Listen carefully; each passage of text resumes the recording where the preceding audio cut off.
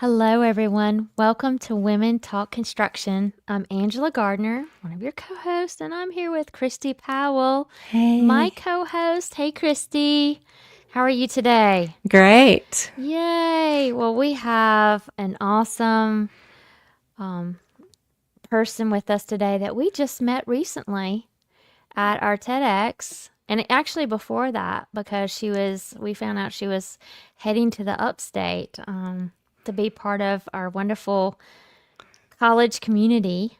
But I just wanted to share this one little thing about, well, first off, you need to go to our website and see her bio because it is Yeah, extraordinary, all the accomplishments she has made. I mean, it's one, and she is lifting up women of all ages, yeah. and that's extra special to watch. Very down to earth. Yes, yes, I even tried. She even asked me one time I was trying to get a career student. She wanted to figure out how to be an engineer, and she was going to help her figure out that path as well. So I don't know where she finds the time. And here's another thing: I don't know where she finds the time, but she was actually inducted as a fellow in the Masonry Society. How cool is Woohoo! that? I mean, Masonry. What is That's that? amazing. Probably less than 1% women. And I that Wow. congratulations, AJ. So welcome to our podcast. We are so Thank you for excited being to here. have you on.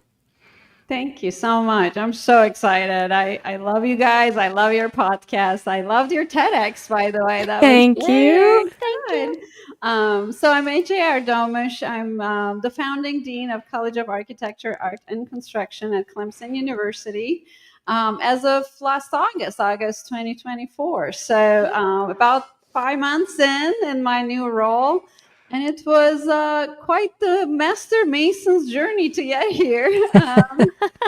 So I started in architecture. I always loved built environment as a kid. I loved buildings and kind of Legos, that kind of interest. But I also love math and science. So I started with architecture, and that gave me the breadth, the studio culture. But I was curious about more. How do buildings stand up?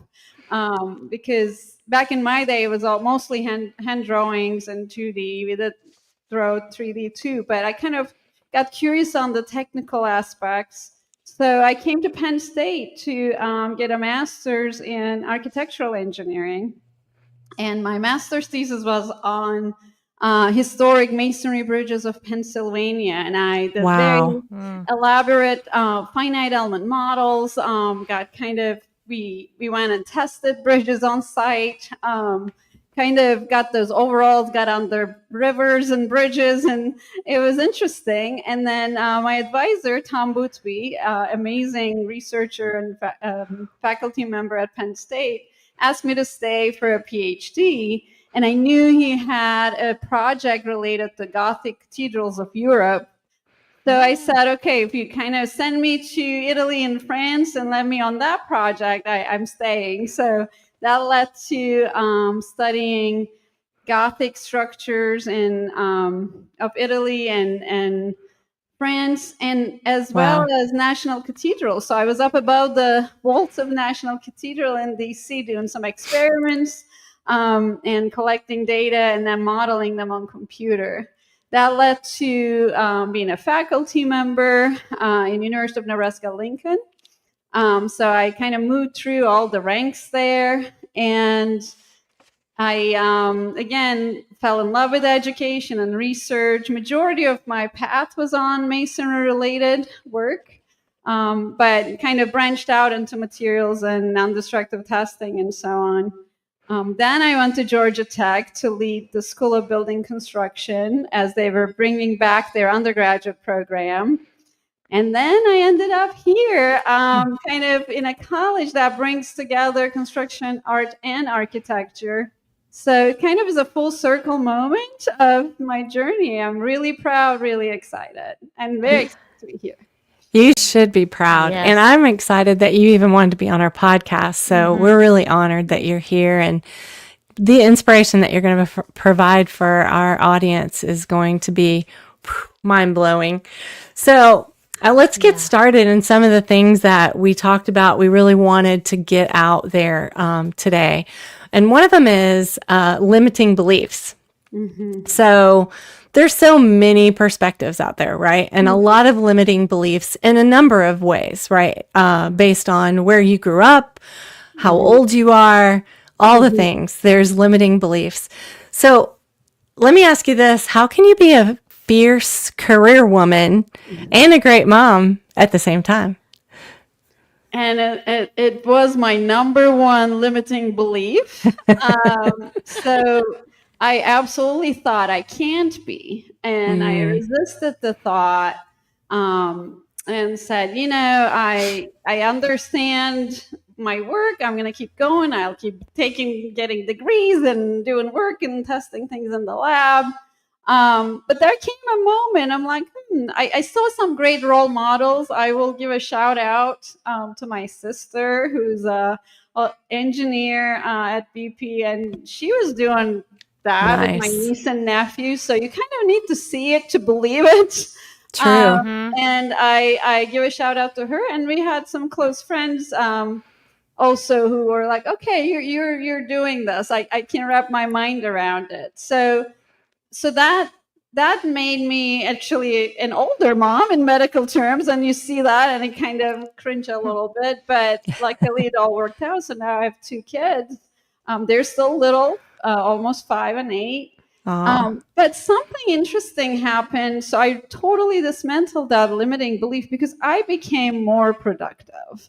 Wow. So I looked at my days, and now I look like if there was a chart I could chart on how much I accomplish in a day. Before kids, I think it was like kind of a flat line, like you're doing what you can. Sometimes I joke to my husband, like, why didn't we go get Nobel Prizes like before? What we were doing with our time? So that limiting belief went away. But I think 2 things happened that I really want maybe the young women to hear if they have this limiting belief. Is one, your life purpose changes in a bit. Like everything becomes this, well, is this more important than time with my kids or not? If I'm spending time here, I need to be focused. And then the other one is there is an end to your day, which is very healthy. And even if you don't have kids, we should all do this. Right. Because especially in academia, it was like, okay, if I can't finish at 5, maybe I'll go to home 6, maybe I'll work on the weekends, maybe it'll be midnight. There wasn't any clear start and end to my day. But once the kids were around, there was a start and the end. And I used that time so efficiently, and that kind of clicked and changed. But when I looked back at some point, a few years in, I'm like, whoa, that was such a limiting belief that I was holding back and telling myself, I can't be, I shouldn't be a mom. And, and I also weren't ready. So I don't have regrets on that, like that I started later. And some people may never want that, but I think that clarity of that was just a thought. It wasn't real. So it was interesting. Yeah. And we put some limiting beliefs on ourselves. Yeah, absolutely. Right. And that's what you're saying, right? We have our own limiting beliefs. I think everybody does at some point or another in their careers or in their life. Right. Absolutely. Yeah. Thanks for asking. Yeah, Christi, I think we're both kind of considered older moms. I know I waited a while to have kids until my late 30s or mid 30s to start. So, my second one, I was an older mom. The first one, I was a younger mom. I've been raising children for 36 years now. Oh, wow. Yeah. That's a big range. Girls at that. I've been a mom for 36. I mean, a mom with kids at home for 36 years now. So, my story's a little unique. So now we're the transitioning mom. So we text each other when our daughters don't want to talk to us or avoid us or hide from us on Life They're too busy from us. We're struggling with the empty nesters. Yes. My sister is at that stage now. So, Aren't all these stages fun? Okay. So on to another topic that, we connected very well on this topic. And we even talked about it on the TEDx in a way, because Christy and I mentor very informally, or me probably more so informally, but it's amazing to see, not just for myself, but to see that other person grow and blossom. And I know you feel the exact same way, but in our TEDx, we even mentioned the fact about allyship and how important it is for everyone. And that means men and women to mentor each other, become their allies, speak about them in the rooms when they're not there, lift them up. And actually, we've just had several episodes where we've heard a lot of really encouraging companies that are really focused on that. Yes. And so share with us the ways that you are lifting up women or just your students and mentoring and friendships and support. Yes, I think it evolved naturally. Again, when you're a young professional, or in my case, I was a young professor. Initially, you're kind of on your own, trying to chart your own territory. You're not like in there to mentor others. Although education is different. Obviously, I was teaching, and every time I saw, and honestly, as a graduate student, I taught on my own. I helped professors at Penn State. That was the first inkling. Like when you see somebody's light bulb go in and you can teach them something, it's so rewarding. Like, okay, this person didn't understand this before we started talking, and now they know it and they will go do something great with it.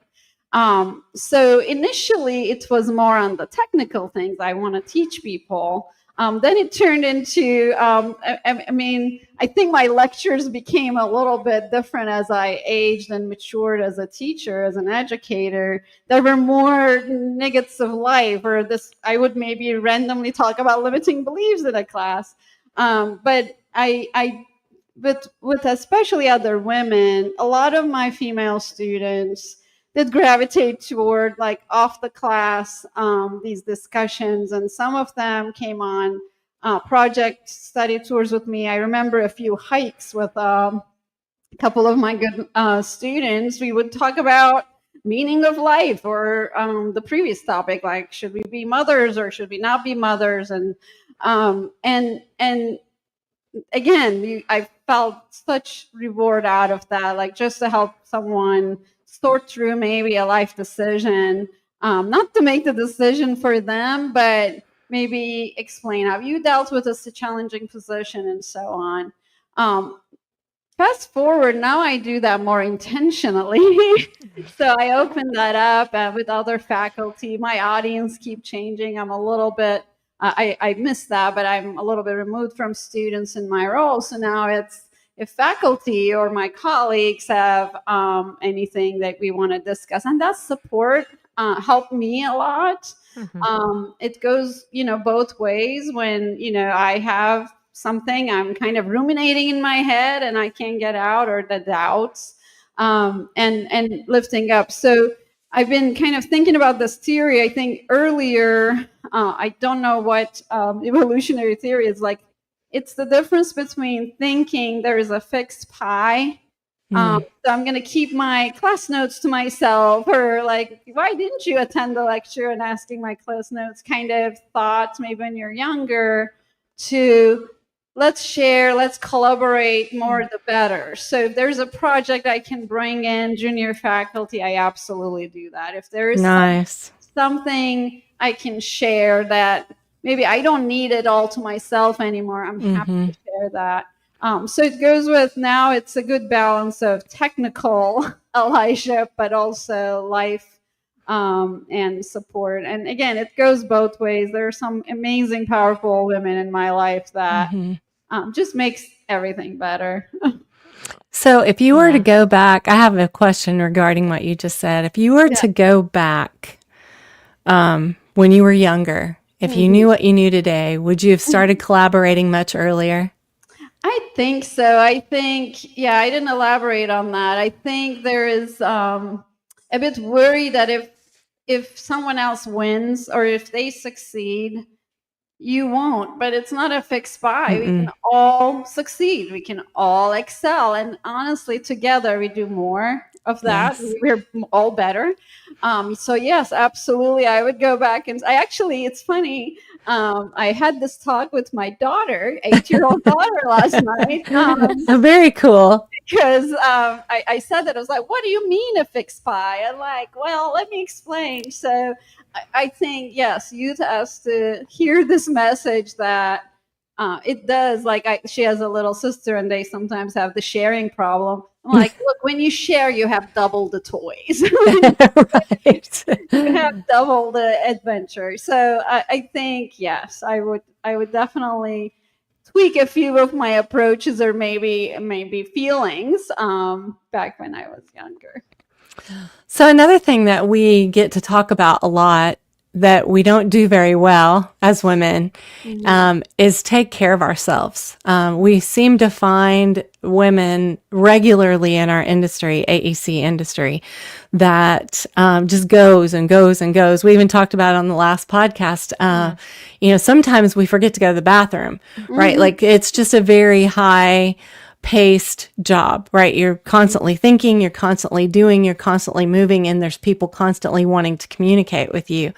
So how do you find compassion for yourself?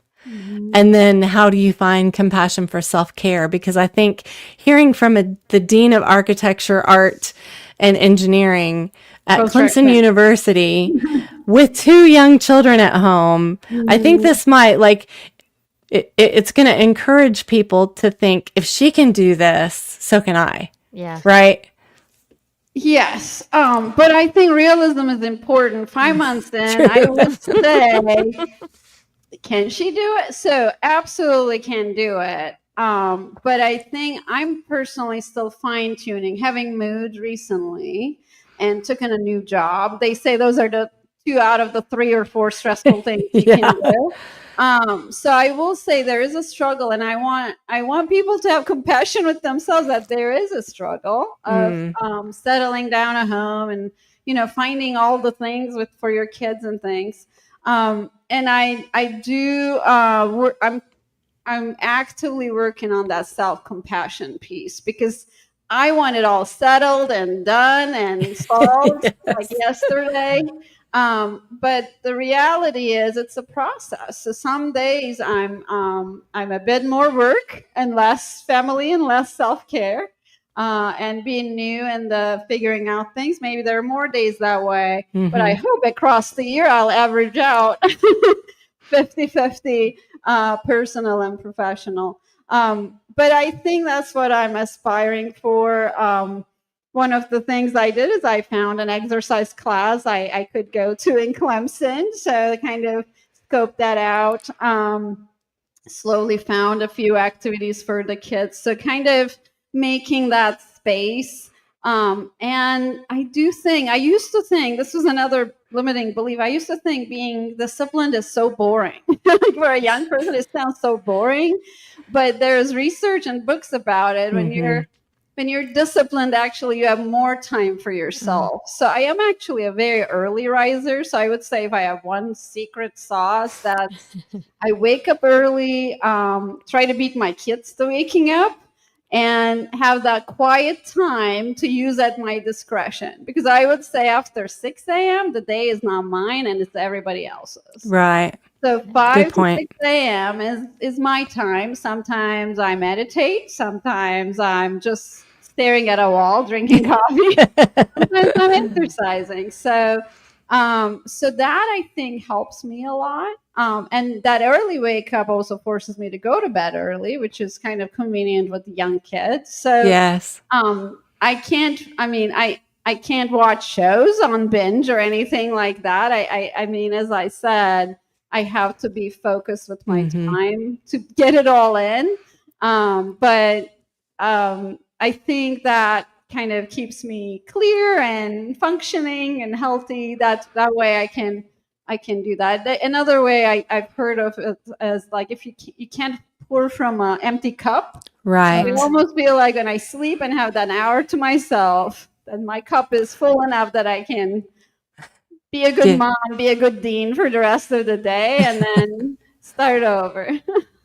That's so good. And it's so important that you mentioned that again, right? You mentioned earlier, we don't have to be perfect at it. Yeah. We just have to try to do what's best for us. And maybe 5 a.m. is best for you.